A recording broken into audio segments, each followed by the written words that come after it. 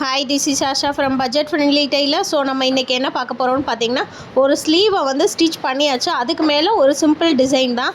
Simple டிசைன்னா இது வந்து customised design தான். கஸ்டமர் சென்ட் பண்ண பிக்சர்லேருந்து நம்ம அந்த மாதிரி ரெடி பண்ண போகிறோம். இதில் என்ன அப்படின்னு பார்த்தீங்கன்னா, டபுள் கிளாத் நான் கொடுத்துருக்கேன் வேறு கலரில்.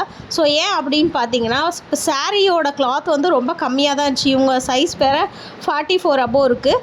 ஸோ அதனால் வந்து பார்த்திங்கன்னா அதில் கிடைக்கிற கிளாத் வந்து கம்மி தான். பட் இந்த டிசைனுக்கு வந்து 5x5, அதாவது 6 இன்ச்சு 6 இன்ச்சு 4 பக்கமும் இருக்கிற மாதிரி அந்த மாதிரி தேவைப்படுது. ஸோ அதனால் பார்த்திங்கன்னா நம்மகிட்ட கிளாத் குவான்டிட்டி கம்மியாக இருக்கிறனால ஸோ அதுலேயே நல்லா டார்க் ஷேடு உள்ள மாதிரி ப்ளைன் கிளாத்து நான் எடுத்துட்டேன். ஸோ அவங்ககிட்டையுமே நான் இதை கேட்டு கன்ஃபார்ம் பண்ணிக்கிட்டேன். இந்த கிளாத் போட்டால் ஓகேவா, டிசைன் இப்படி தான் வரும் அப்படின்றதையுமே டிஸ்பிளே பண்ணி காமிச்சிட்டேன். ஏன்னா நான் ஒரு டிசைன் பண்ணுறேன்னா அது கஸ்டமருக்கு எந்த அளவுக்கு சாட்டிஸ்ஃபேக்ஷன் இருக்கும்னு தெரிஞ்சால் தான் அந்த ஒர்க்கையே நான் வந்து பார்த்திங்கன்னா கரெக்டாக செய்வேன். ஸோ அது மாதிரி அவங்களுக்கு இந்த கலர் ஷேடு ஓகே அப்படின்னு சொன்னனால நான் வந்து பார்த்திங்கன்னா இதை ஸ்டார்ட் பண்ணிட்டேன். அதாவது இதோட ப்ளவுஸ் மாதிரியே இருக்கிற கிளாத் வந்து பார்த்திங்கன்னா 6 இன்ச்சு, அதாவது 4 பக்கமும் 6 இன்ச்சு இருக்கிற மாதிரி.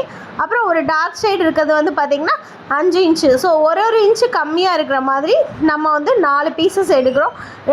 ரெண்டு சைஸில் எடுத்துகிட்டு பார்த்திங்கன்னா அதை ட்ரையாங்கிள் ஷேப்பாக மடித்து அதை வந்து நம்ம அதாவது டபுள் ஃபோல்டு பண்ணி ஸ்டிச் பண்ணிடுறோம். பார்த்திங்கனாலே தெரியும் எப்படி ஸ்டிச் பண்ணேன்னு. நம்ம இந்த ட்ரையாங்கிள் ஷேப்புக்கு எப்பயும் மடிக்கிற மாதிரி தான் மடிக்க போகிறோம். ஸோ அந்த மாதிரி மடிச்சுட்டு பார்த்திங்கன்னா அதை ஒரு ஸ்டிச் பண்ணிடுறோம். ஏன்னா நம்ம வந்து டைரெக்டாக அதில் வந்து வச்சு ஸ்டிச் பண்ண போகிறோம். ஸோ அதனால் வந்து இதில் பிசுறு அந்த மாதிரிலாம் வரும். அந்த மாதிரி இல்லாமல் இருக்கிறதுக்காக கொஞ்சம் நம்ம தைக்கிறோம். பார்த்திங்கனாலே தெரியும். அந்த 4ஆக மடித்து ஒரு தையல் போட்டுட்டா நம்ம அந்த இடத்துல எங்கே டிசைன் வைக்க போகிறோமோ அங்கே இதை ப்ளேஸ் பண்ணும்போது நீட்டாக இருக்கும். ஸோ அந்த ஒரு ரீசனுக்காக தான். அதுக்கப்புறம் பார்த்திங்கன்னா இந்த டிசைன் வந்து கஸ்டமைஸ்டு டிசைன் சொல்லியிருந்தேன். பட் கஸ்டமர் வந்து இந்த டிசைன் வேணும் அப்படின்னு கேட்டிருந்தாங்க.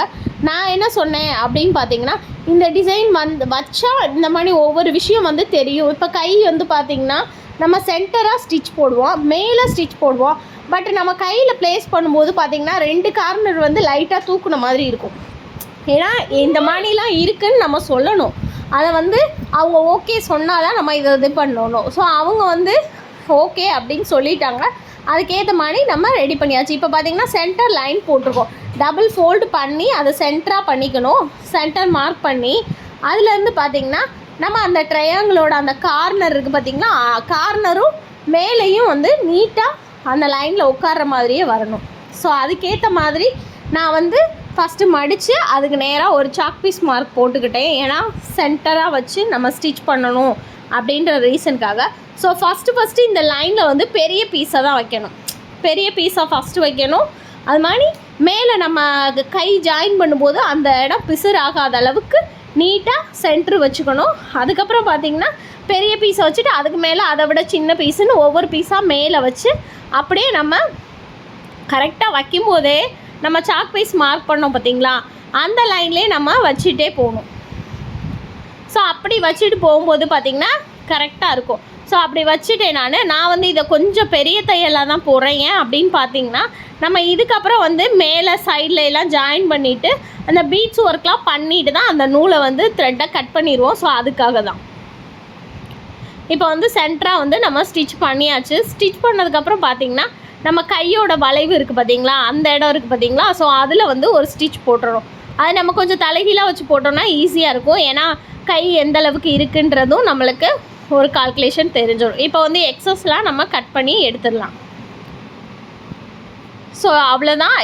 இந்த டிசைன் தான் அவங்க கேட்டிருந்தாங்க. இதை நம்ம வந்து ரெடி பண்ணியாச்சு. இது வந்து ஒரு ஸ்லீவோடது.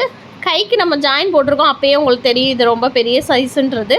ஸோ 2 ஸ்லீவையுமே ரெடி பண்ணிட்டோம். பார்த்தீங்களா எவ்வளோ நீட்டாக இருக்குது. இதோட முடிய போகிறதில்ல. இதில் வந்து ஒரு சின்ன பால்ஸ் வைக்க போகிறேன். பால்ஸும் பார்த்திங்கன்னா காப்பர் கலர், அதாவது பார்ட்ரு என்ன கலர் இருக்கோ அதே கலரில் வந்து நம்ம பீட்ஸ் வைக்கணும்.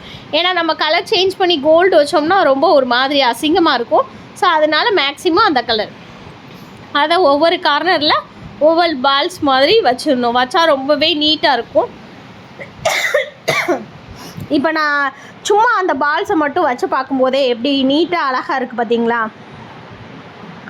ஸோ இது மாதிரி தான் 2 ஸ்லீவையும் ரெடி பண்ணியிருக்கேன்.